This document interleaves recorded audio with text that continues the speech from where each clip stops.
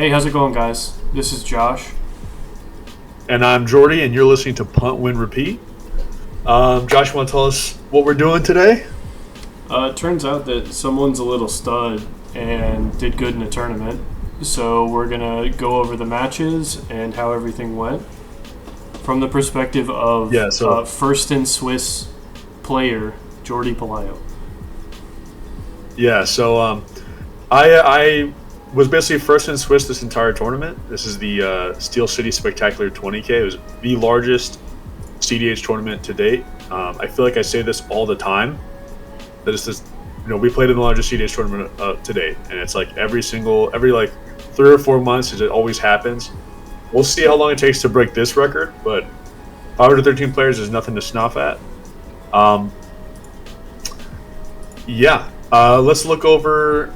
For standings, you can see I'm right there. I'm in fifth at the very end because I was knocked out of top 16. And if you're first in Swiss, and you knocked out of top 16, you end up in fifth. This is how it works. And I still have the most points, which is really sick. Anyways, this was a really sick tournament. Lots of fun. Josh, you should have been there. We could have been top 16 together. But here we are. So I was on TNK. I don't think anyone's going to be surprised by a lot of picks in this list. So I'm just going to go over the specific card choices that I made and that I enjoyed. In the creature slots, everything here should look pretty familiar, minus the Polywog Prodigy. I know a lot of people aren't on it. This is the card that, for whatever reason, when I was going over the other list with TNK, people kept just not running, and they kept asking me, why are you on Polywog?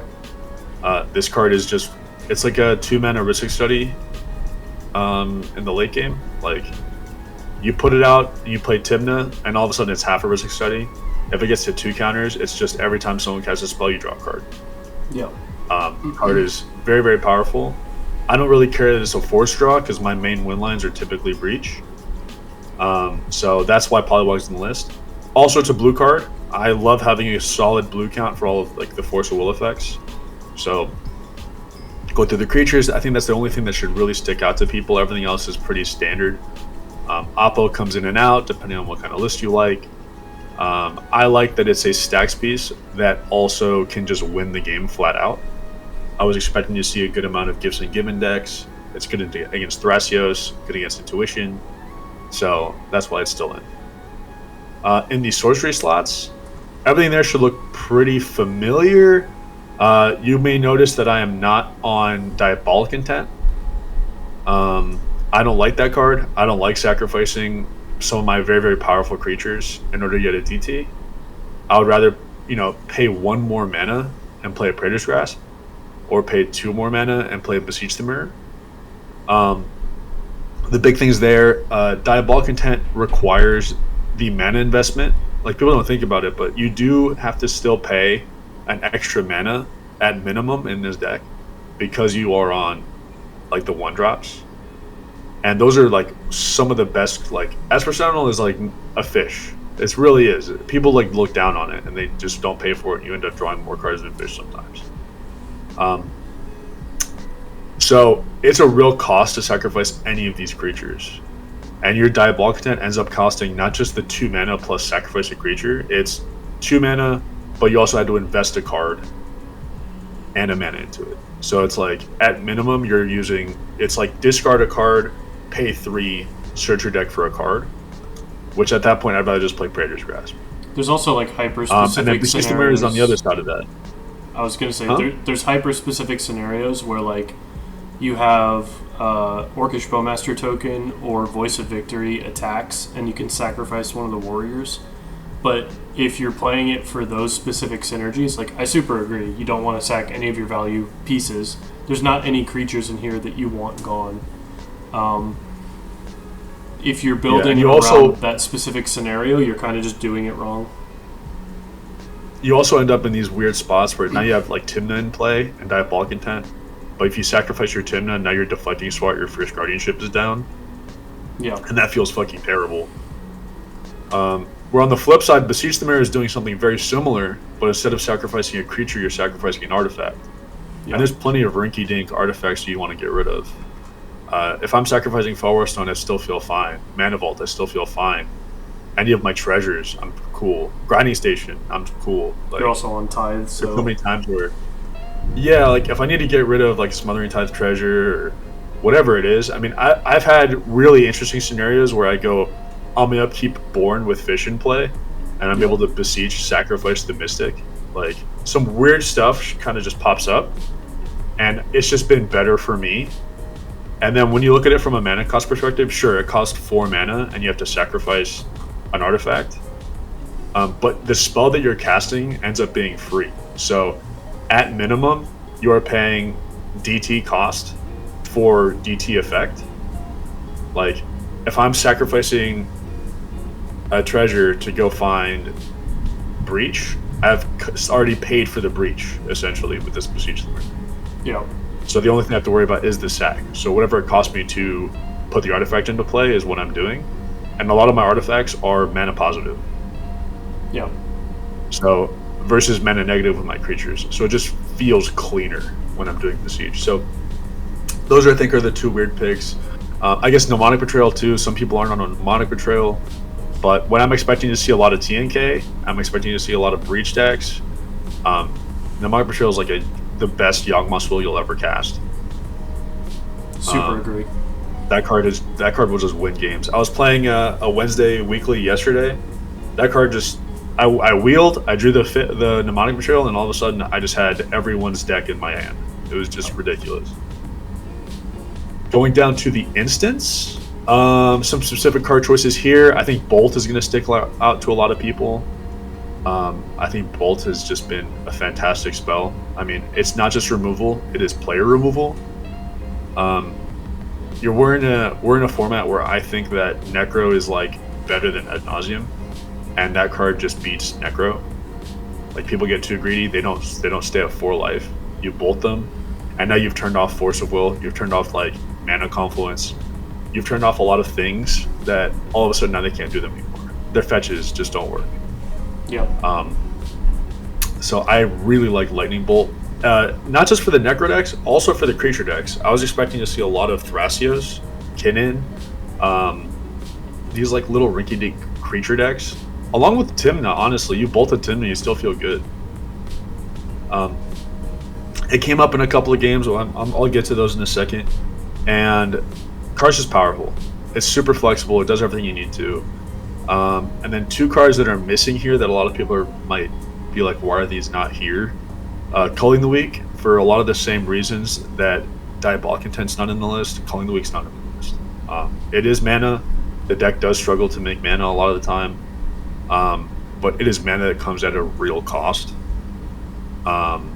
Anyone mental missteps here and you're like, wow, I just got 2 for 1 and I've invested again 2 or 3 mana into this ritual, which is gonna make it +1 mana a lot of the times, or it's gonna like net neutral on the mana investment if you have to sacrifice 10. So it just like hasn't felt amazing, and so that's why I cut it. I want to feel like I want all my cards to feel good, even if they're in my hand and I'm waiting for them, and that's gonna bring me to Ad Nauseam.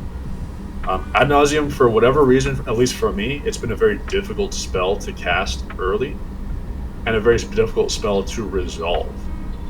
I think because of the lack of Mana Crypt and the lack of Dockside, it has become harder and harder to go for a main phase Ad Nauseam unless you luck out and you have 10 treasures off your Smothering Tithe, or your professional phrase breaker is something going on. Getting the mana to cast Ad Nauseam makes it such a dead card in your hand. Versus what I put in instead was Gifts. When Gifts became unbanned, I basically just made that swap. And Gifts has just been a house. It has felt so much better because even when it's waiting in my hand, it's usually paired with a Force of Will or a Force of Negation, which is great. If I don't need to win, awesome. Or I get to hold it up and it's much more likely to resolve in the face of whatever's on the stack. And I can argue for it a lot easier than if I'm going, yeah, I'm casting Ad Nauseam and drawing 30 cards. Instead of going, I'm casting Gifts, I'm still getting a win. I'm still getting some form of win line into the bin or into my hand. But I'm also stopping this player from going off. So it is like a second intuition, but it's assembling the entire combo and getting you a piece of interaction, versus Intuition getting you 2 pieces of your combo and a piece of interaction. So it's just felt a lot cleaner to me. Being 1 mana less and 1 color pip less has been huge. As well as a blue card to pitch for interaction as well. Like you said before with Polywog, yeah, exactly. Blue card is relevant. Blue count is super relevant. And then going down to the artifacts, I stick out is going to be the grinding station. That card also just been fantastic. I've been in so many different spots where I need blue mana when I'm going off in my breach line. And if I just have grinding station instead, I don't need to worry about that blue pip. So I don't need to recast the LED a second time, and then I need to have 3 more cards in the bin to be able to recast it. So instead I could just be like, all right, now I have to crack this for black, DT. I have 1 black, 1 colorless floating. That's still fine, because now I just cast grinding station and I'm back at it. I'm good. Yeah. And then in the tournament, it actually came up as a relevant piece against another TNK player, but we'll get to that too in the breakdown. And then real quick for the lands, I'm still on the double Surveil land package. I don't really get why people don't want to be on Surveil lands. I think they're fucking fantastic.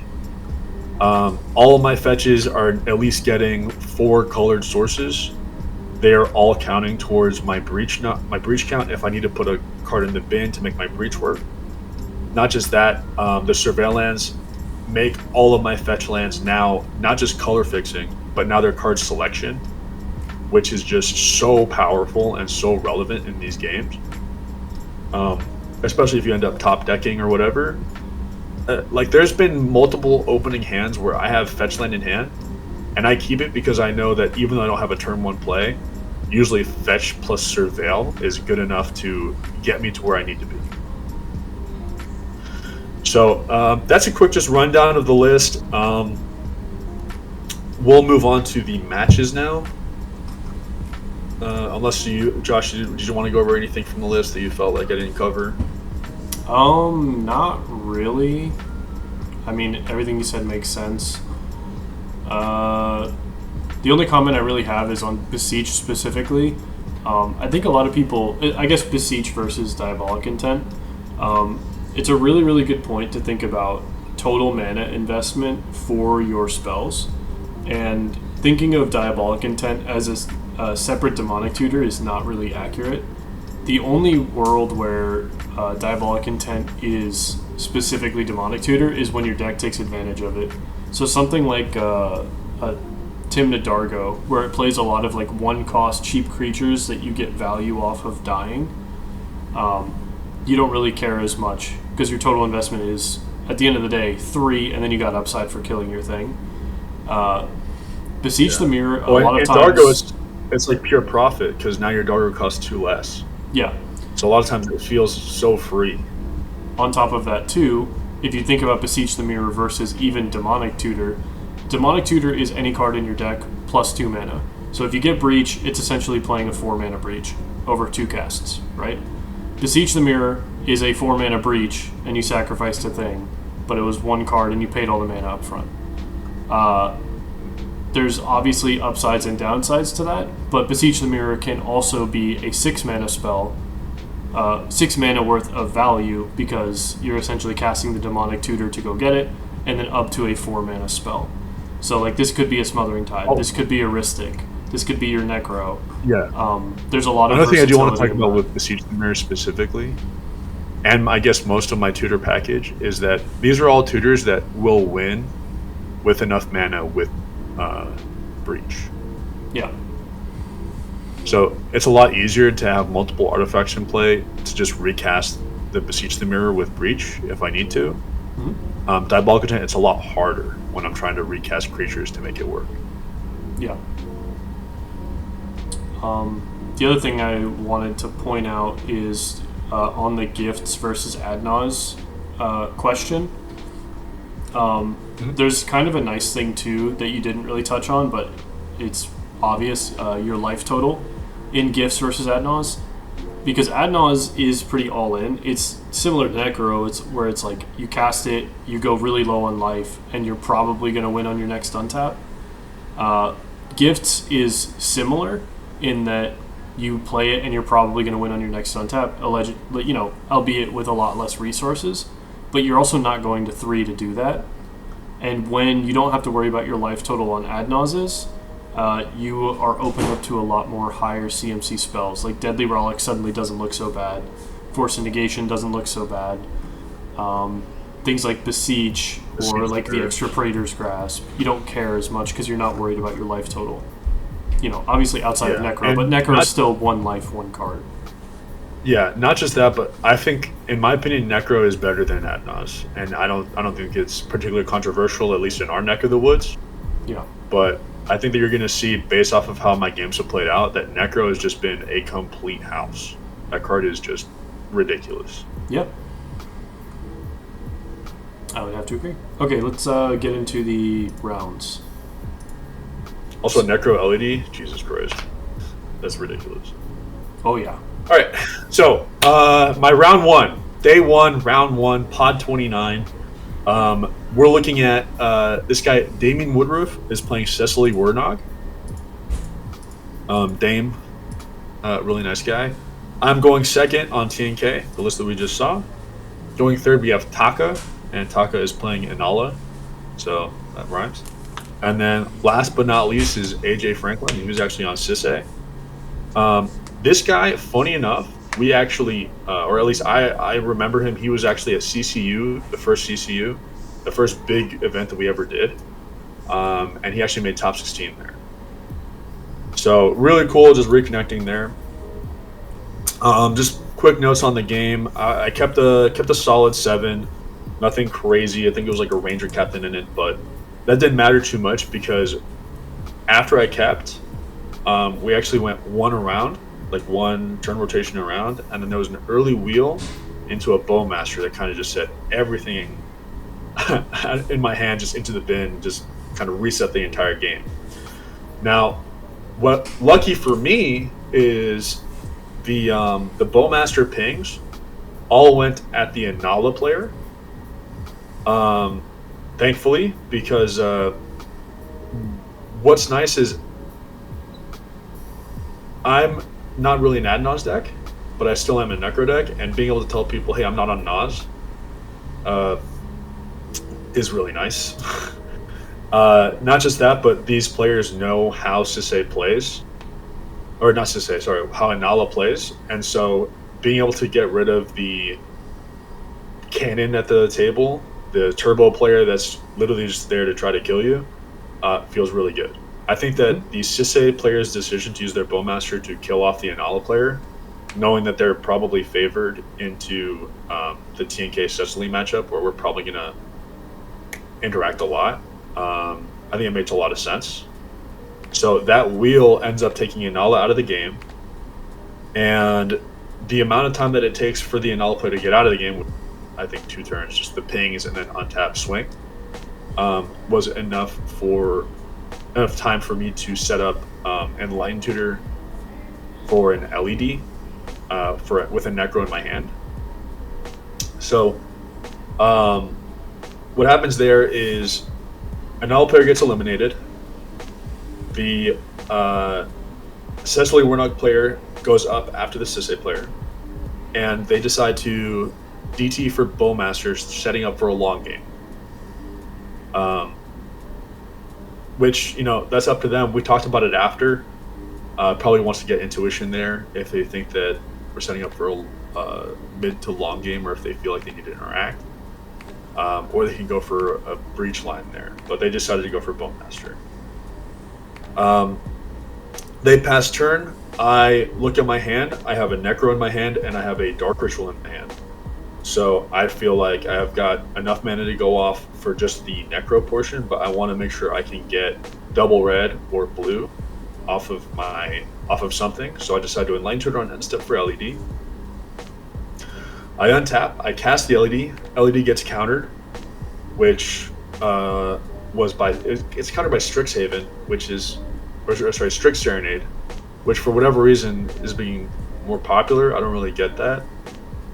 But I'm able to cast Dark Rit, Necro, and hold up enough mana to go for a Necro line after that.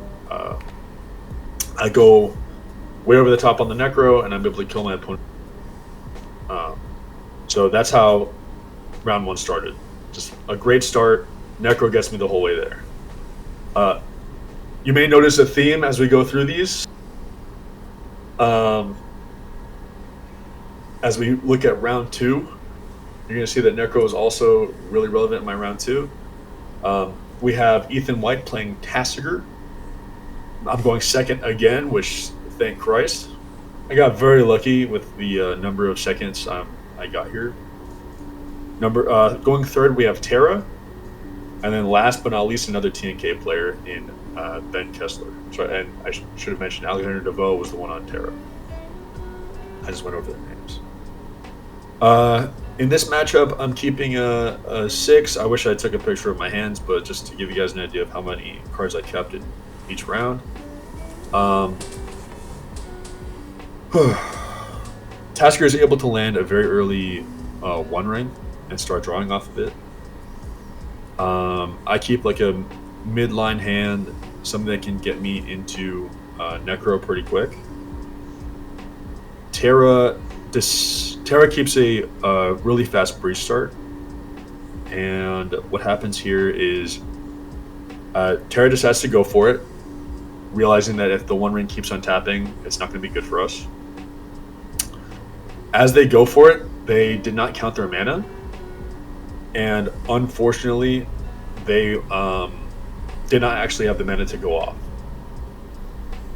They went for a they went for Wishclaw to go find Breach.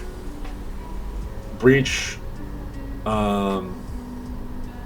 ends up being cast, and then they can go for a line out of the bin, but they're 1 mana off.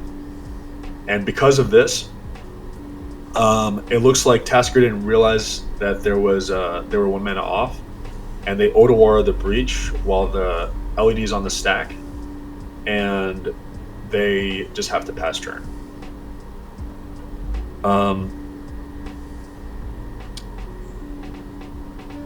As this goes on, Tasker pulls a trigger on the Otawara on Breach. The table talk then reveals to me that I'm the only one that has pretty much anything going on. I'm the only one who can do anything with the initiative. And that they seem to be buckling up for another long game. Now, what happens here is the TNK player decides to Enlighten Tutor for a Rhystic Study on their turn, and they draw it off of their Tymna. They slam the Rhystic Study, leaving up only a Watery Grave. The next player in rotation, the Tasker player, he slams a DT into a Rhystic Study, and then slams the Rhystic Study and taps out. This is where I realized that this is my window, because if not, this game's going to go way too long, and it's going to turn into a draw. So, this is another game where I Enlighten Tutor for Necro, and I, at this point, actually have like 8 or 9 treasures in play off of a start of Ragavan, Lotho, and PFB.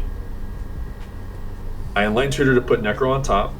I sack a treasure, cast Necro, and this spurs everyone to start casting spells into each other to desperately look for interaction off of their Rhystic Studies. Now, bunch of casts, they don't have anything. My Necro resolves, and I'm able to draw like 30 cards, and then just, boom, another Breach line. That was a really crazy game. And just shows to show like that the grind off of the treasures was crazy, but not just that. This is another situation where I think that if the TNK player reads that they can go for it here, they don't need to tap out for the Rhystic Study. I think that they could have easily found some type of Enlighten Tutor Breach line, or if they could have done the Necro line just like I did. But for whatever reason, they decided to strap in for a long game. It's really hard to identify windows, especially when you for whatever reason are thinking, oh, someone has interaction, someone has this, someone has that, and when you start strapping in for that long game, that's when you start drawing more and more and more instead of identifying your window as this is the moment I should go for it. Yeah. I feel like a lot of people end up in like, oh, I just like this is literally just getting risky. Play this, pass the turn, and then people will just feed me enough cards that I can just go over the top of whatever they're doing. And you're not going to. I don't want to say you're not going to win games off of that, but you are going to find yourself in positions where that's not the right play, and that the right play is going to be to push. Yeah. So similar story to last game, my round one, where Dame decided to get a Bowmaster because he thinks that he needs to be interacting and pushing the game longer. Sometimes you need to end the game as soon as possible. I think also you need to kind of bring up in your mind like the percentage of you winning in a long game versus the percentage of you going for something quicker. Because if you sit back and like you have your tutor on the stack and you have two options, you can either push for a win now or you can saddle in and go for a long game. Especially like taking into account what decks you're playing against. Like the Terra player just blew their load and obviously got stopped, but then if you're going next, you can probably identify that most of the interaction at the table was going to be used on that attempt. So if you push in that moment, your percentage to win is like, let's say like 60 to 70%, like an arbitrary number of like it's slightly more likely. Whereas if you strap in and start going for a long game, particularly in this instance, and you give everyone else time, especially when you're seeing Tasigur that has a One Ring that's going up, you see Jordi with the Treasure Engine going on, PFB, Ragavan, that kind of stuff. Like you're not in. I'm assuming their board wasn't like particularly impressive, right? Their board was Timnacron. Okay, so like you're already drawing cards. Like Ristic is going to get you more cards, but like you're already kind of behind the Tasigur player with all their One Ring draws. So like maybe your percentage to win there if you go into a grindy game is like 30 to 40%. You just have to like be aware of what you're setting yourself up for and which one is more likely to win. Yeah, 100%. Anyways. And then sometimes you can't beat the counterspell. I mean, why are you playing around it? Yeah. Round three? Round three was actually really interesting. So we have Mateo on Trazyn the Infinite, which is the Warhammer 40k commander that gives itself all activated abilities of artifacts in your bin. It's a 6 mana something. I think it's a 4/6. Going second, we have Rogsai. Going third, Duddy's on Rogsai. And then going third, we have Austin on Rocco. And then I'm last, which makes sense because I just went second twice in a row. This was a pretty interesting game. Trazyn starts off with a pretty slow start, honestly. He passes to Rogsai, which of course is going to have a really fast start. They start with a turn one, the One Ring, which is making me scared, but I'm happy it's not a Necro, a Ristic, or a Mystic. So that works out. Rocco doesn't really do much this game. This is basically a game between me, Rogsai, and Trazyn. For whatever reason, the Rocco player, I'm not sure. I can't remember if they mulled low or if they kept a hand that was kind of just like, we'll make this work over time. But that's one thing I'd want to bring up is when it comes to mulligans, you get to mulligan. You don't have to. Mulligans are one of the most powerful aspects of the game, of this format at least. And being able to choose what hand you get to die on is really important. Yeah. So don't worry about the number, worry about the quality of the cards that are in your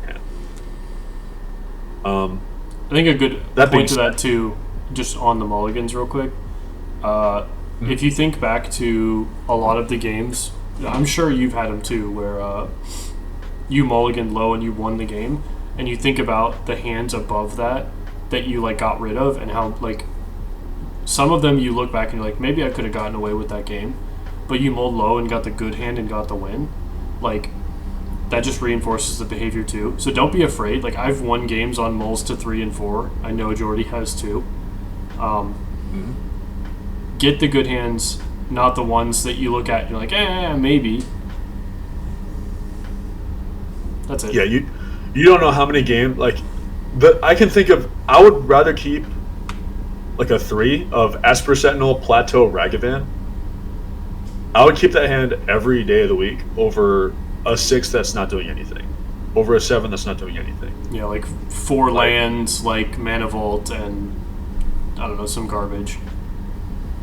Yeah, like having plays early that are going to get you through the rest of your game they're just really important. Mm-hmm. And I wouldn't want to keep something that's too interactive. Yeah. I get it. Rock size scary.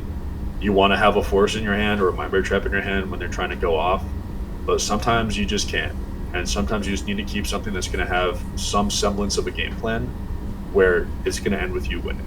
So it's really important to remember. In this case, I think this was a 6 where I kept an Esper Sentinel and some interaction. I think this was Esper Sentinel, Mind Break Trap, a couple lands, and this one had like a natty Necro just ready to go later in the game. So I was like, oh, this is perfect. This is exactly the kind of hand that I like. So after Rockslide sets up, I have some mana to work with. I have a pretty quick Esper Sentinel, and if I remember correctly, it was like Esper Sentinel into untap like land Soul Ring. So I was like, I have a bunch of mana set up. I'm feeling pretty good. This game starts to turn into a little bit of a grind. Rockslide didn't find any type of speed. They just found more engines. So as the game is progressing, the Rockslide player is able to eventually get a Ristic. I'm able to convince the Trazen player. They have an artifact in play that lets you target other players to give them mana. I'm able to convince them to give me mana to cast a Crom earlier than I usually would. And this is a lot of development that's happening. Trazen's able to put out some stacks. And because of this situation, I'm looking for a window that I can work with to push a win attempt off of this Necro. Luckily, I'm able to find a Final Fortune. And I go swing with Crom, tap low, make sure I keep up 2 mana, and I pass the turn to Trazen. Now, as I pass the turn to Trazen, they entomb in my end step. When they go to entomb, there's some table talk between the Rockside player and the Rocco, and they talk about. Oh, sorry, I need to bring this up. When the Trazen player is entombing, remember this is a graveyard deck. This Trazen cares about what artifacts are in the bin. He has an LED in play. I know that if this Trazen resolves, now they can win at instant speed, and they're using a mana ability as a discard. So we are completely screwed if this Trazen player gets to their turn. I ask the Rockside player and the Rocco player. They don't need to show me their cards. I guess they're feeling a little like maybe I have something or something's up. But they tell me that they have interaction that might work on the Trazen player's turn. Now this is another moment of like, this is another like window moment, right? I see that the Trazen player can go for it. The table is telling me that they can interact, but they don't think it's good enough. And I know my hand is Final Fortune, and I have a shot at going for it if I just take an extra turn. The Trazen player entombs a Triskelion, which is, for me, confirming my worst fear of, for sure they have it in their hand if they untap. Them telling me that the interaction is probably, they don't know if it's going to be good enough or not, for me, that means it's not good enough. Because Trazen's kind of a weird deck. I'm not sure if they know how it works completely, so I'm not going to take my chances. I decide to Final Fortune there. This leads Trazen to kill my Crom in response, which ends up giving me a Crom draw, which is nice. But at least it's one fewer draw than if I have it in play with Timna. Final Fortune resolves. Roxai they start to draw cards off me. I untap, slam the Necro, and then go full send into a Necro. I'm able to resolve it. Now, because the stack spaces that are in play and what's happening on the board, I'm looking for some specific cards in this Necro. I'm looking for any type of bounce spell. I'm looking for any type of Born or Valley Flood Caller, because now my Final Fortune is gone. And I'm looking for some piece of protection where I need to not worry about this Bristol Sweaty. Lucky for me, I find a Chain of Vapor, I find a Born. My protection is kind of spotty. It's not like I have a Silence, I don't have a Grand Abolisher, but it's what I can work with. So, really important point here. I cast the Born, and immediately after casting, I start with the Born cast, because that's the most important spell. After I cast Born, I put as much mana into play as I can, even though I'm giving the Rockstar player some draws, because I want this Chain of Vapor to do a lot of work for me. I need to make as much mana as I possibly can into my Breach, into whenever I start to Breach. I end the Chain of Vapor on the, I think it was a Grafdigger's Cage, to unlock myself from my Breach turn. The Rockstar player has drawn an abundance of cards off me. And when the Breach hits the stack, that's when we have a large counter war. Lucky for me, the Rocco player doesn't have any interaction, and there's a Trazen player that's not blue. So it's literally just me and him, 1v1. And in the 1v1, I really like having Necro versus Riston, because I get to draw all my cards before they do. So I'm able to assemble a solid stack of counter magic and interaction. They're eventually forced to Tainted Pact, they're eventually forced to either, it was one of the Forbidden Tutors. They Forbidden Tutor, they go low, which is great for me because now they likely don't have anything else in their deck that's going to work for them. They need free spells at this point. They find a free spell. I'm able to trap them back, get rid of all their cards, and they end up drawing the rest of their deck down to one card, which they decide to not draw anymore. Because if it does get to their turn, they want to be able to untap and win. That last card, we checked it, didn't matter. It was a land or something. But it's respectable that they did not draw that last card because they were just hoping that they get to untap. And that's a totally fine thing. Yep. They never do. I'm able to Breach combo and kill them. I'm really happy with this game because it's a perfect example of figuring out your window and knowing when to push. Knowing that these two players in front of me have interaction, but it's not going to be good enough. Knowing that the player that's next is going to win the game if they get to their turn, and I have no interaction for them. Right. It's just all the momentum I need to not be like, all right, maybe this is good enough. Mm-hmm. So I think on that really too, something I'd like to point out that I think you do really well, and other people could maybe learn something from. I think you're one of the best players that I know at choosing and knowing that you have an instant speed way to win the game, and waiting until you get the information that it's safe to do it, or waiting until you see the most opportune window. There's a lot of people that see I have a window now and they just jump on it and take it. You gain a lot of information by going to end step and passing and seeing what other players do in your end step. It is a little risky because you could lose your window if you don't do it correctly. But especially if someone someone's holding up 1 mana, 2 mana, they want to go for an Enlightened Tutor or a Vampiric Tutor or whatever. Sometimes you can squeeze that one last little bit of mana out of them before you go for your window. So be patient, and be attentive to what's going on. One thing I always like doing is if I can, I want to be able to turn my tournament matches into either it's my win or we're drawing.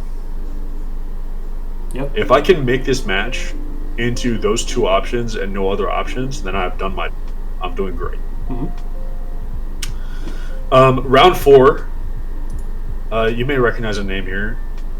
I do recognize a name. So I went second, which is huge going into this round, because it's me. It's going to be Max Sternberg, Wounded Satellite, who's playing Rog Thrash. Then we have this player, Drew. Forgive me if I'm pronouncing this wrong. Denisu or Denikau. He's going 30s on Godo. He's the only other person that's 3-0. And then going last but not least is Charlie Burrell, and he's playing Rog Thrash. My hand is gangbusters. My hand is Land Chromox DT for Necro, and I don't really care what the other cards are. So I'm on the play, and I go turn 1 DT. When I cast the Demonic Tutor, this guy Charlie actually flinches, as if he's going to counter a spell. He flinches. Once he flinches and then puts the card back in his hand, I just immediately say, "All right, you have a Mindbreak Trap." So that's good to know. So he does that, and so now in my head I'm like, "All right, cool. Mindbreak Trap is in this guy's hand. Let's see what else anybody else has." The DG resolves. Sternberg just plays a land and passes. I think he's scared of what the next turn is going to look like. The Godo player goes land and Manifold.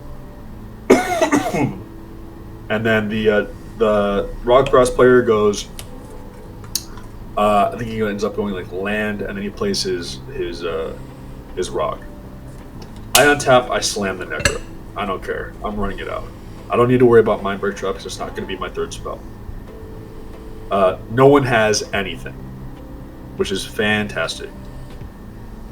It gets to Max's turn, and he takes about 5 minutes to kind of review his hand. Actually, one thing real quick, because he didn't say it. Yeah. When you played the Necro, how deep did you go? Was it just a refill to 7, or did you go farther? Yeah. So for the first Necro, since I'm tapped out and I can really produce mana, I just go for a solid refill. I think that at that point I have like 3 cards left in my hand, and they're all like 2 of them are lands. Yeah. So when I'm there, I want to make sure that I see enough. Like I already have 2 cards that I know I'm going to pitch, which is 2 lands that I don't want. So I for sure want at least 1 land drop. So I think on this one I end up going like 8 or 9 deep, something like that. And I'm going back down to 7. So it's like a mid-level Necro. Refill my hand, get a good idea of like what's going on, and then just make sure I have at least 1 resource that I can play to go from 3 to 4 mana and hold up some type of interaction for other people's turns. Yeah, this is a thing that some people might not think about. Interaction stuff's a bonus. Really, I just want more resources for my turn when I Necro. This is a really, really technical thing that you need to be aware of when you're playing a Necro deck, is how deep you're going and why you're going that deep. Because I see a lot of people that are newer to using the card, they'll like play it, they have no mana left, and they'll just like go 30 deep and be like, well, maybe I get like Simian Spirit Guide and something else to like, I don't know, Simian Spirit Guide, Elvish Spirit Guide, Manamorphose, Born Upon a Wind. Like that's so unlikely, and you're kind of just killing yourself for no reason. A lot of the times when you have a Necro that's resolved and you're like under 2 mana, you're never looking to go for the win right there because it's just suicide. Sometimes 2 mana is not even enough, especially if you know that like someone has guaranteed interaction. So what Jordi said is super, super salient. Definitely recommend it. Like if you're tapped out, you have no hope of like winning right there. Just refill your hand to the number of cards that you know like you can reasonably keep. The lands thing is super a good thing to point out too. Like if you have 2 lands in your hand that you know you want to discard, you're probably going to hit at least 1 other land. Like refilling up to like maybe paying 9 or a little bit more so you can see extra and make sure your hand's good enough to make it to your next turn, but not going low enough that you can't win. Super important. Yeah. Anyways, Sternberg tanked for 5 minutes. So as I was saying, So I was saying, yeah, Max is there. His hand is like, I think his hand is like gamble, LED, brain freeze, land, and he's like, I don't want to make fun of him, but he does take like I think way too long to review his hand. He's sitting there like, man, how can I go off here? It's like there's no line. There's just straight up no line. So I try to speed it up. I tell him like, man, if you have because of how he's talking about how he needs to get lucky on something, I figure it's a gamble. So I tell him like, hey man, if it's a gamble, your best bet here is you get a Flusterstorm. This is a me thing. I don't recommend it for, but a lot of the time, if I'm in your pod, I'm gonna tell you what the right play, even if it's detrimental. So I will tell you what the right play is, even if it's detrimental. I don't care. I would rather you play correctly and I go over it than you play wrong and I take advantage. So, yeah, really big thing there. Sorry, phone call, but that's fine. Respond later. So I tell him like, hey man, just gamble for Fluster. That's gonna be your best bet. He casts a gamble, and I immediately show him the mental misstep. I don't want to deal with the Fluster Storm. Yeah, I know that felt really good. He passes to Godo. At this point, this game is a 3v1. They're discussing like, how do we get to a draw? How do we stop him? This is a 3v1 game, and I agree. It is a 3v1. Godo player is like, I can do this or that, and Max gives him the advice: you should just slam a stacks piece and cross your fingers. Makes sense to me. And then the Rog Thrust player is like, my job here is to hold up this Mindbreak trap and pray. What was the stacks piece? Do you remember? I think the stacks piece was another Graph Digger's Cage. Okay. Or Graph Cage adjacent. Sure. I have a decon in my hand at that point after the refill. Sure. So if I find Oracle, I probably have this. If I find Bounce Ball, I probably have it. So I untap, I play land, and I full send. The full send ends up being a Final Fortune, a Grand. Ends up being like a full hand, but there's no Bounce Ball for the Graph Diggers. But it is Thoracle, Decon, Final Fortune. So the only spell I cast that turn is Final Fortune. Slam it. He has Mindbreak Trap. He can't do anything. So perfect. Then I untap. I play my land. I cast a Grand Abolisher. Again, making sure I'm playing around Mindbreak Trap. And then from there I go Thassa's Oracle Decon. Just the classic. They have no way to interact. They don't have anything really going on. And it was a really quick win. Yep. Yeah. I mean, not much to say there. I think the only thing really to know is play your Necros responsibly. Don't kill yourself unnecessarily. And good job. Yeah. Well, I will say this. There was one moment there. I was debating on whether to pass the turn and go Tymna pass. Okay. I'm really careful with that type of stuff, right? I can either full send with that, or I can play a Tymna and start grinding a little bit more. And I mean, honestly, at that point, I think I could have pressed any button and I would have been fine. The reason I would want to grind a little bit more and then wait a little bit longer is because the more resources that I have in play, the better the game is for me. And the table has no pressure whatsoever. Right. I know it's in Sternberg's hand because he hasn't done anything. The Godo player is stuck on mana. They have a stacks piece in play, and it's stopping the other Rock Thrust players from going off quickly. And then the last Rock Thrust player is kind of just sitting there. He has a Mindbreak Trap, and he's just hoping. So I'm not under any pressure, and I don't need to go for the Necro. But based off of the way that the table was talking and the 3v1 nature of the situation, if one of them was able to assemble a win of some kind, and I had to fight over it, if I'm put into a position where now I have to fight I have to fight one player's win attempt, and they have protection from another player because now I'm in trouble. I don't want to be in that position of now this player's protecting this player's win because they're all looking for a draw. Yeah. So I decided to just go for it because that's just my best case scenario, and the way the situation is building. Even though I'm not under any pressure, I'm trying to play around anything that can stop me from winning this game. Yep. So, just something to keep in mind. There's also at this point, I'm consideration 4-0. Sorry, I want to say one thing. Huh? There's also consideration here of knowing what decks are at the table. Rogthrast is a deck that can be really explosive and can also grind really, really well if they get to like assemble all the mana and sit on the Thrasios activations with Cradle. And then also Godo is a deck that can just overwhelm and go over the top and just win out of nowhere. All you need is like really big ritual into play Godo, like play Magnetic Theft, game's over. Yeah. So being the one to go off first in that situation, it kind of makes sense. I think I definitely would have done the same thing. Or maybe I wouldn't, because I'm trash. But it is a consideration. You got to think about it. Yeah. Round 5, how you feeling? Round 5. So I'm 4-0, and I'm going last in this pod. So I think you guys can guess what happened here. We all drew. Yeah. I was set to go last, and I got there, and I think it was Shane and Niall were talking about drawing. And I was like, I'm totally down for this, because if I'm last in this pod, I don't like going last. I can go get some chicken tenders, hang out, not have to do anything. So this was just an idea, flat out. Yeah.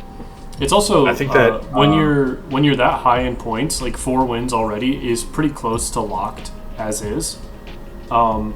So identifying that you're going last in a pod, it's going to be a hard fight anyways, and you probably need at least one draw to like secure top 16 guaranteed. It's a pretty good strategic idea to just get the draw out of the way. Yeah, we were all talking about it beforehand, and not even this group, but just the players that I went with. And we were talking about it and going, yeah, we think the bubble's 15 or 20 points. We think it's going to be like 4 wins, and maybe 4 wins and a draw is going to lock you for top 16. So this draw is me basically going, I don't need to play in 4th seed, and I'm locking top 16. Yeah. And the other players are down for it, and it worked out. And it didn't just work out for me, but you may notice that Niall Kelly and Zachariah, they actually both end up in top 16 too. Yeah. And maybe Shane Sullivan, if you want to just check the top 16 real quick. I'm pretty sure. Do all of us make it? Shane did not. I'll just look for. Nope, Shane did not. Shane did He's not. probably So close. Of this pod, the only person that didn't make it was Shane. He ended at 17. He ended up at 17 points. Yeah, so. But it's hard to say, like, if he's at 3 wins at that point, like, the draw isn't the worst thing in the world. Yeah, but you can see He all of us are in top 5. Yeah. Yeah. So, I just identify when you need to draw and when you don't. It's nice. All right, round 6. You lost. What the hell? Round 6 was my first loss. This is Andrew Jumper going first on Lumera. I'm going second on TNK. Charles Beck is going third on TNK, and then going last is Dalton Redrick playing Oswald Fiddlebender. Yeah, this game had a lot of stuff happening. It was a long, long game that ended in time. So I'll just go over it real quick. Oswald felt bad. He was on a mold of 3. And I say I felt bad. This guy was on a mold of 3, but just going back to our mulligan conversation, he was on a mold of 3, but he could have presented a win multiple times in this game. Damn. Yeah. So, again, pick the right hands. Don't just keep your 7 and be happy with it. Keep your 7 or keep your 6, keep your 5, keep your 4. Whatever it is, just make sure it has a good game plan behind it. Yeah. The game was very long, very drawn out. I mean, nowhere else to go with it. I mean, There were times where we thought we were going to get strip mine locked by Lumra. There was times where there was a damping sphere in place, so then Guy's Cradle stopped working. There was an active Soul Cauldron that was keeping down all three players at the table except for Oswald because they controlled it. This ends up being a game where you're biding your time. Now, I don't want to make excuses for myself, but this was the very last round of the tournament. After a long, long day, I'm locked for top 16, so honestly, I'm checked out. But that's no excuse for playing sloppily, and this is a situation where I end up playing sloppily. I convinced the other TNK player to Chain of Vapor the Oswald Fiddlebender player's Damping Sphere. It goes back to their hand. Then I convinced them, hey man, this is probably the only turn you can now in time, and we're well past time. So we're now in time, and if it gets past your turn, Oswald's going to be able to do stuff. Like, I think this is your moment. He decides not to go for anything. It is what it is. I think he's resigned to a draw. And as we pass the turn to Oswald's turn, Oswald activates the Agatha Soul Cauldron to target a land out of the Lumra player's bin. This is what sparks everything. Now, Lumra activates Mirror Pool, if I remember correctly, to target Lumra in order to make a copy of Lumra and start some type of chain. This is where I bit too quickly. With the Agatha Soul Cauldron tapped and the Damping Sphere gone, I decide to just slam Born Upon a Wind with a Beseech the Mirror. Obviously, this is way too soon to be doing that when I can just pass priority, and I can do whatever I need to do in response to any of Lumra's triggers. So if I'm giving the table the opportunity to respond to whatever Lumra's doing, and then I can present a win on top of everything. I bite too quickly, which makes everyone else fight me while we're on the stack. This turns into a situation where the other TNK player has the only counterspell that can stop me, which is Flusterstorm. I have every other counterspell covered based off of this, just how my hand is. I think I have a Dispel and a Pyroblast, and I have everything in my hand to stop anything but Fluster, and they happen to have the Fluster. If I had waited, it was, I don't want to say likely, but it was like there was a fair chance that the TNK player cast a Swords to Plowshares on Lumra in response to Mirror Pool, and then I can go over the top of that. But it didn't happen. So Lumra's eventually able to put a loop together, and they were able to kill us. Now, I do want to point something out here. The Oswald player was actually DQ'd from this tournament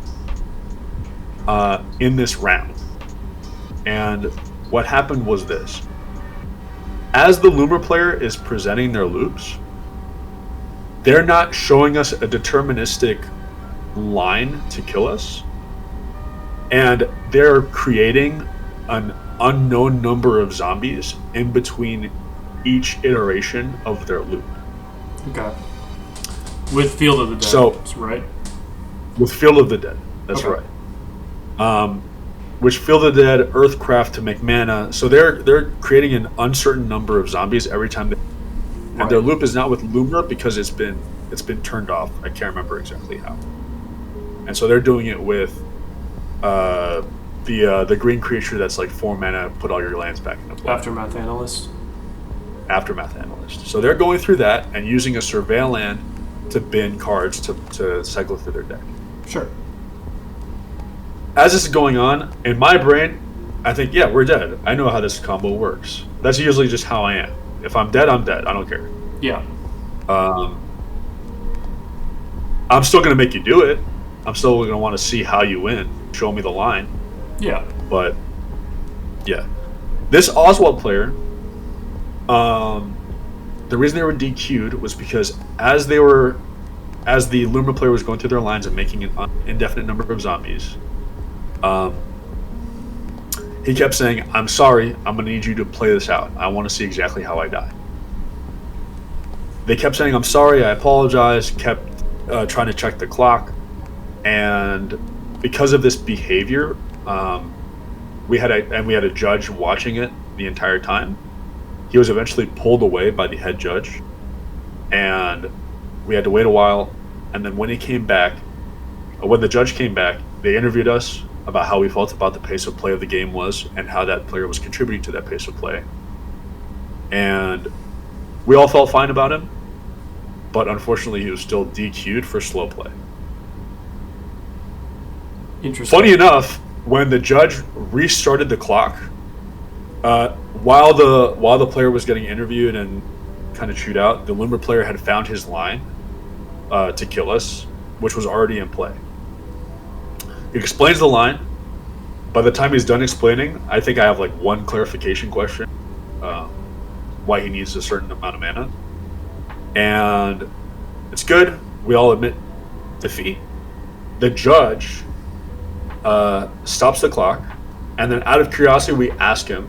He can't tell us the specific time, but he says there's less than 1 minute on the clock for the 20-minute overage for the final turn of the game. Okay. So it was kind of wild.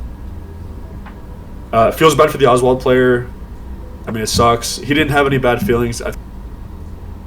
Good about explaining. The thing that I'm thinking about here is like stalling penalties, because if you know there's a 20-minute overage and you're talking and like interrupting a player going through sequences, not meaningfully contributing to like anything on the board state or interacting, and you're eyeing the clock constantly, that's pretty textbook.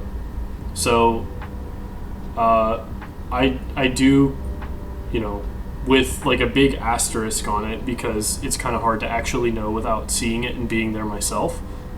But if that was the scenario, then I kind of understand the DQ. Stalling's not okay. You should never do it. And if you're like making it that obvious and like staring at the clock while you say non sequiturs to what's going on in the game, you're gonna get caught. And actually, if everything happened, granted, this is just your side of as an observer. Maybe the Oswald player has something else to say about it. I don't want to like ascribe intent or anything, because again, hard to know. But don't scum other people. If they're going through a sequence and you know that they're tight on time, don't try and like disrupt them. Don't talk over them. Have some good sportsmanship. If you have something meaningful that you're like waiting for, like maybe you have a Boseiju or you have like an interaction piece that could be relevant, asking them to play it out is fine, but be respectful about it.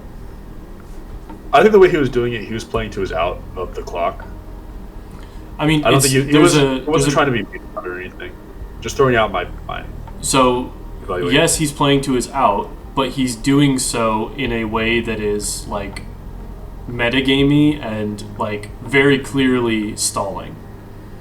Like you don't get to waste 5 to 10 minutes of someone's time hoping that you get to clock, especially if a judge is watching and it's very obvious what you're doing. Like it's in the IPG for a reason.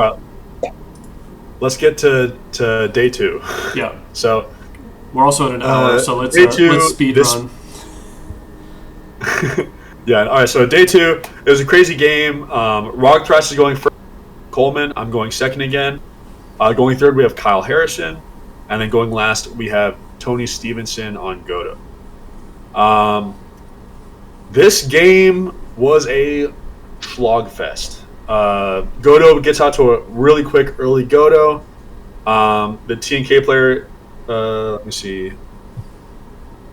No, the Rock Thrust player is able to show me a snap to stop the Godo from going off. I'm holding a Swords to Plowshares and a Deadly Rollick. This Godo player is never going to win this game. But I'm the only one person that knows it because I got the information from it. So, I'm feeling very good. Oh, sorry, it wasn't Swords. It was a Bolt. It was even better. There's another time where a Bolt comes up and it's just fantastic. I'm holding up this Bolt. And we're trying to figure out the best situation to kind of push things along. Uh, this game, I'm not going to take too long on it because one, we're running out of time. Two, it was another slogfest. It culminated in me letting a Necro resolve from the Rockside player. They resolve it and they go to 4 instead of 3. If they went to 3, they were dead. It was that close. The other side of the table is looking at me like I'm crazy because I don't counter the Necro, which I'm fine with. But looking at what he has, the resources that he has, and what we play, I think at that point he was already in his low 20s, and we have minimum 10 power in play. So if he goes for it, he's going to go for it and fizzle because he doesn't have enough mana to do anything. Unless he finds exactly Simian Spirit Guide and Final Fortune, in which case I think I have him covered if he has to discard. So he ends up not being able to go for it. We get to the Godo player's turn. He can't win, and he doesn't want to kill off the Rockside player because he's trying to force a draw at this point. The Rock Thrust player decides to pass after casting the 3-mana 3/3 green creature. Your creature's tap for any color. Enduring Vitality. And then I untap.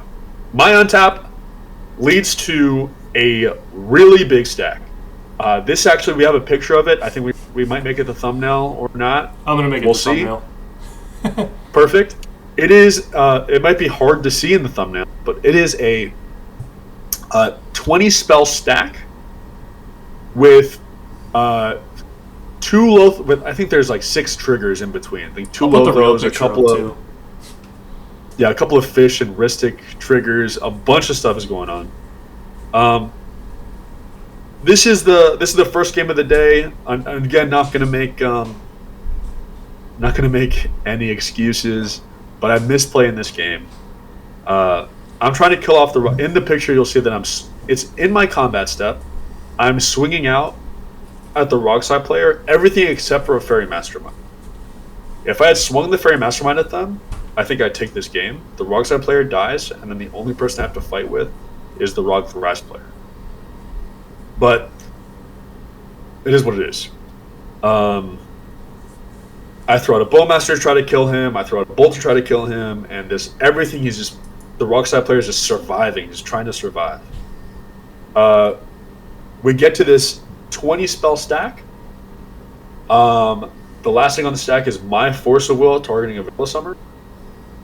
I see that the Rockside player has a crazy amount of cards in their hand, and so knowing that getting to this point, I had to decon, and I lost my Breach, and I don't have a Thoracle line on the same turn. I'm asking the table for a draw with this Force of Will on the stack. He says no, but he's at 1. I don't think he realized that he was at 1 life, and I still had an Esper Sentinel swinging at him for 1 that was unblocked. He didn't have any mana left. So all that's going on. That stack is on the stack. We ask him if he wants to draw. He says no. We get to time, and then he realizes that he's dead, and we all draw. So that's how that round 7 went. Round 8, I'm on the play. I'm going first. TNK. Juan Ochoa is going second. Tim Nadargo. We actually played at one of the big tournaments. I like him a lot. He's nice. Then, going third, we have Jess Cantrell, who is also a South Florida guy. So it felt really good to see him in this last round. We're both locked for top 16, so we're just playing for position. He's on Crick. He's the Crick guy. And then last but not least, we have Nicholas Clark on Arkham Dagson. I get off to a great start. I have a turn 1 fish into the table. I pass the turn. The Tim Nadargo player has a turn, I think it's a turn 1 or turn 2 Bowmaster. This Bowmaster hits to play, and Jess's sphincter just fucking shrivels because he has his original game plan was going to be a turn 2 Peer into the Abyss. And all of a sudden, that is not an option. Then the Arkham Daxon player has a couple of completely wiped out of the game because of this Bowmaster and my fish that's drawing cards. This is another game where I'm just in the driver's seat the whole time. I'm drawing cards. They just need to hope that I don't have anything to really do. Unfortunately for them, after we stop the Arkham Dyson player from pretty much doing anything, we kind of bully him out of the game. I untap, and I just slam a Breach Win under a Grand Abolisher. Unfortunate for the table, but great for me. This sets me up.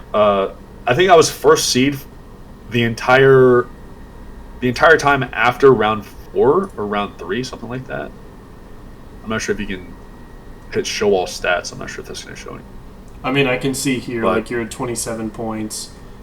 Oh, it just shows opponent win percentage there. Yeah, okay. It doesn't show anything extra. Basically, from round 3 or 4 on, I'm in first seed. So for the last 1, 2, 3, 4, 5 rounds of the tournament, I am in first seed, and it doesn't change here. Yeah. Last but not least is we're going to do the top 16 match. Since I'm first seed, I'm going first. It's me on TNK. We have James Nesbitt on Ezio Luris, Josiah Wheatley on TNK, and then Spencer Miller on Rocco. I remember this game very clearly. I actually did not even make notes on it. I remember it so. I kept a Multi 5 on the play, and it consisted of Esper Sentinel, Soul Ring, Grinding Station, Scrubland. Soul Ring? Oh, and Mental Misstep. For me, this seems fine. I have all the combo pieces I need, except for Breach, and I have an Esper Sentinel draw cards, and I'm on the play. Feeling pretty good. Have a little bit of interaction. I'm chilling. So I go Esper Sentinel, pass. James Nesbitt slams a fish. I Mental Misstep it. Josiah just plays a land and passes. And then the Rocco player plays... so I draw a card off Esper Sentinel there. And then Josiah casts a Chrome Mox. So he plays a Mana Vault, which lets me draw. So now I'm back up to normal. I went from 5 up to 7, and I'm drawing my 8th card here. I end up drawing into a Ragavan and a land. So I'm able to go Scrubland for Soul Ring for Grinding Station, and then I fetch for a Badlands to play the Ragavan. So I have a bunch of resources now ready to go. SEO player misses their second land draw. TNK player ends up playing another land, and they're holding up a Fairy Master that I don't know about yet. Rocco player plays a Sylvan Library and draws me a card up. I untap, I play my Tymna out, I draw my cards, and I pass. I'm now in the driver's position. My hand is Deadly Relic, Cyclonic Rift. I have plenty of interaction to make sure that I don't die to this Rocco. And I'm far enough ahead of everybody else, so I'm feeling pretty. The TNK player ends up casting a Vampiric Tutor on James Nesbitt's Ezio's turn. And I ask him what it is. He doesn't want to tell me. He said that I need it if I want to be relevant in this game. Which is not a great thing to tell the guy that has a Grinding Station. So I sack the Grinding Station and mill him for 3. There's a Dark Red on top of his deck. So I verbalize it and I say, all right, this guy has a Necro in his hand. Just seems like the most logical thing at the moment. Yep. Necro's worst case scenario. Because if he has Adnaz, he's never going to... Necro, he still has a chance. Right. He ends up playing PFB on that turn in order to start making treasures. I'm just taking advantage of my position at this point. So he swings at me, I kill his PFB with a Deadly Rub. That makes it so that now my Tymna draws equal 2 draws and a treasure, and then he doesn't get a treasure.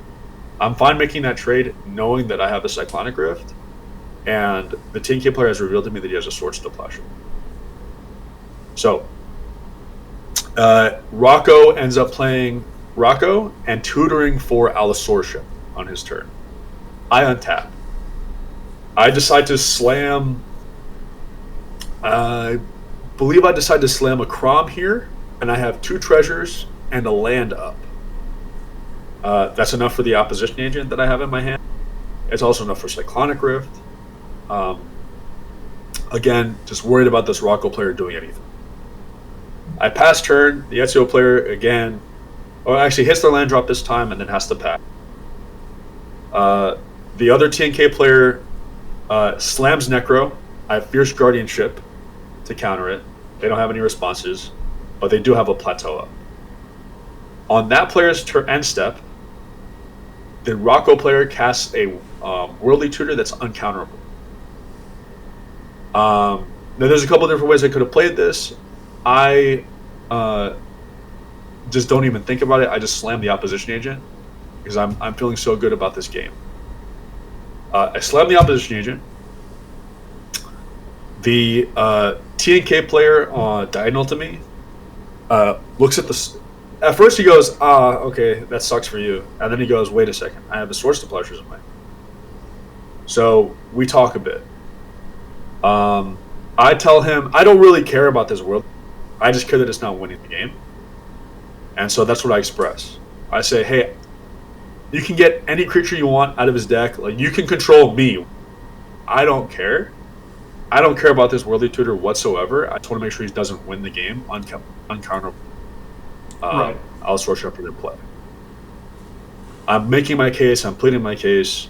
This guy says, "I'll get a dork if you source the opposition agent, and I will. That's what I'll do. I'll with this Worldly Tutor." The TNK player decides to source the opposition agent.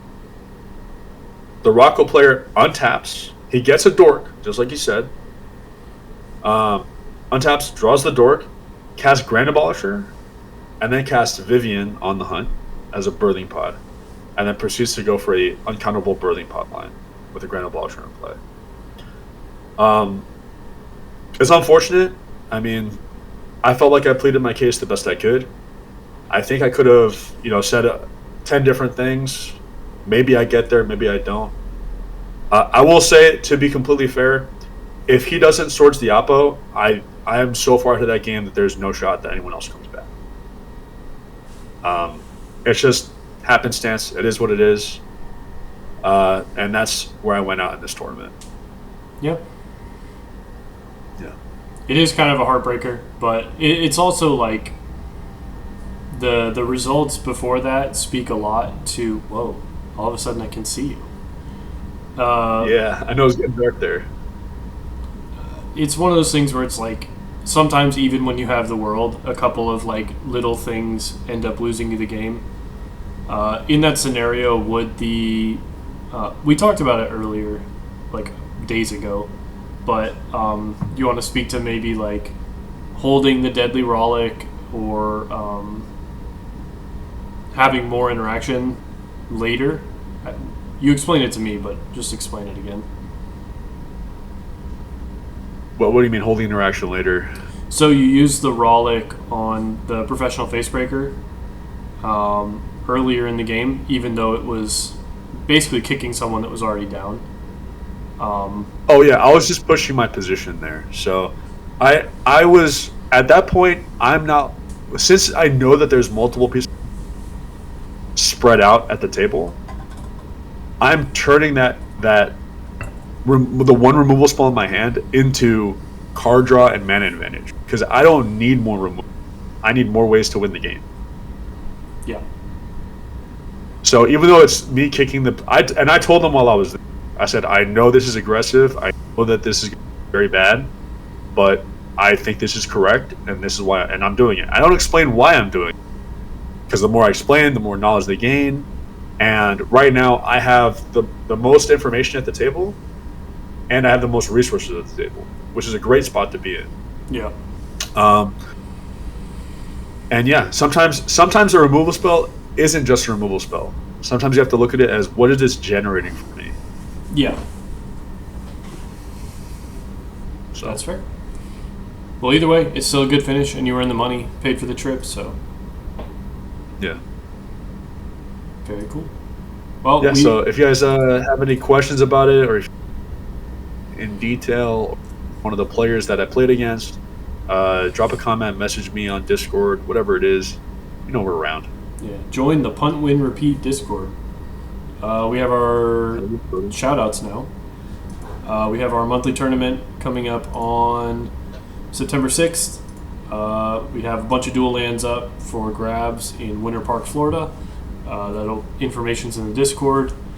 We have our 5K that's being partnered up with Tampa over at Oblivion Games in December. I believe that's also December 6th. And we play spell table games every Thursday, 7 to 10 p.m. Actually, that's going on right now as we record. But yeah, show up. Play games. Have a good time. Anything else? I think we're good. I think that's it. Cool. All right, see you guys around. Bye. All right, see you guys.